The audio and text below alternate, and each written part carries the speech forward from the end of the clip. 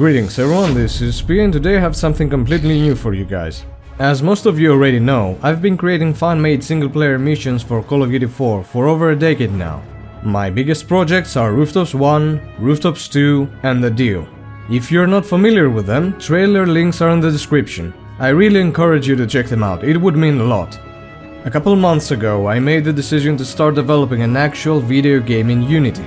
Although this wasn't my first time using Unity, I've been doing test projects every 6 months or so for a small period of time, but none of them resulted anywhere, while having watched numerous tutorials so far to understand how to go about it. However, I now finally decided to devote myself and carry on with the project until I finish it. Now, everything I've done so far is in Call of Duty 4, which is a 3D first-person shooter, and the game I'm working on is a top-down 2D action shooter. There are a couple of reasons as for why that is. Firstly, producing assets for a 2D game is astronomically easier than 3D. For a 2D game, you can just create a PNG using an image editing software and port it into Unity. For a 3D game, you need to design your model in a 3D editing software, create textures for it, apply and fix the texture on the model, create a skeleton for the model, and animate it. That would arguably put a much larger workload on learning the engine itself, and actually developing the game. So by making a 2D game, I am saving myself a large amount of time producing the assets. Not having to worry about producing 3D assets will help me learn the actual engine itself much faster. So I hope you can understand why I made this decision. Secondly, I've had 2D game ideas for quite a few years now, and I feel ready to pursue making them. I do have rich ideas about 3D games as well, but I can't make any promises about them at the moment, as it will depend on how much free time I'll have in the future. Now I'm sure you're extremely curious about what my first game is. Like I said, it's gonna be a top-down military-themed action shooter. I haven't come up with a good title yet, so for now we can just call it by its silly template project name, 2D Shooter Man. Again, that's just a temporary project name, it will get an actual name, don't worry. The game's art is hugely inspired by a recently shut down IO game called Survive.io, which was a free browser-based top-down battle royale game that came out during the PUBG Battle Royale fever. The simplistic art design and the fun gameplay inspired me to want to make my own single-player version of this game, and here I am finally going for the task. It's important to note that no assets have been used from any other game. All assets for my game are designed by myself.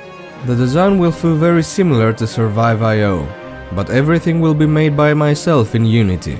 I want the game to feel a lot like a top-down Call of Duty, and hopefully it won't disappoint.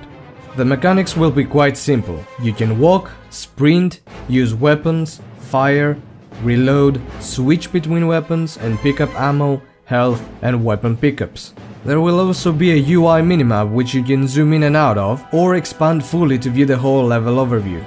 One of the more special mechanics will be zooming in and out of your game view. This will be a crucial mechanic that players will have to utilize to optimize their aiming. In Survive.io, this mechanic worked with scope pickups. The campaign gameplay will offer some exciting customization options for players, including the ability to select the color of their team and the enemy team before they start a campaign. There will be 4 color options available at launch: red, green, blue and yellow. Additionally, players will be able to create their own weapon loadout before each level.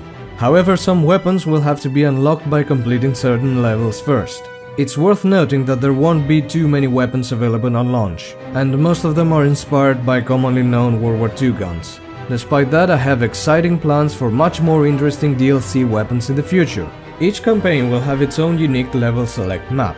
Level selection will work by allowing players to select territories on the current campaign's map. Some campaigns will even allow players to complete missions in a non-linear manner.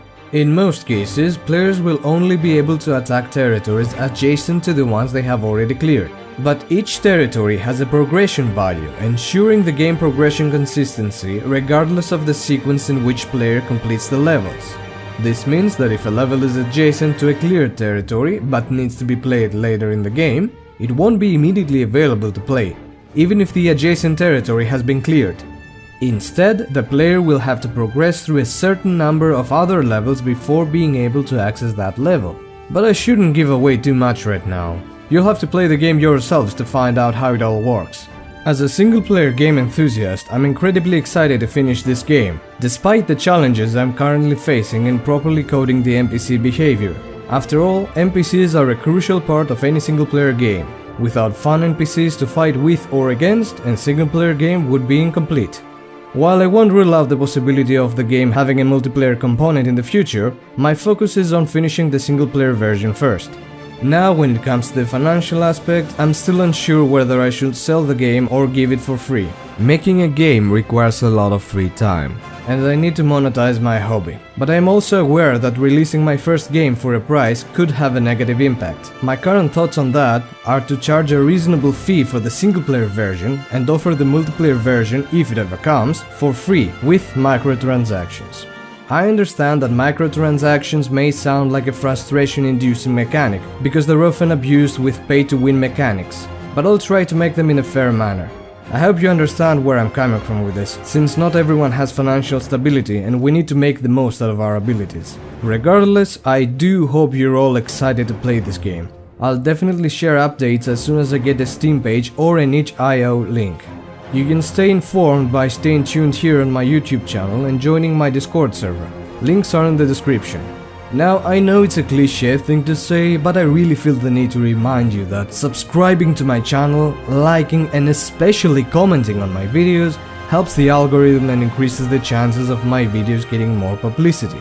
I know almost every YouTuber says it and it gets annoying from a certain point, but it honestly helps very much if you comment below the videos.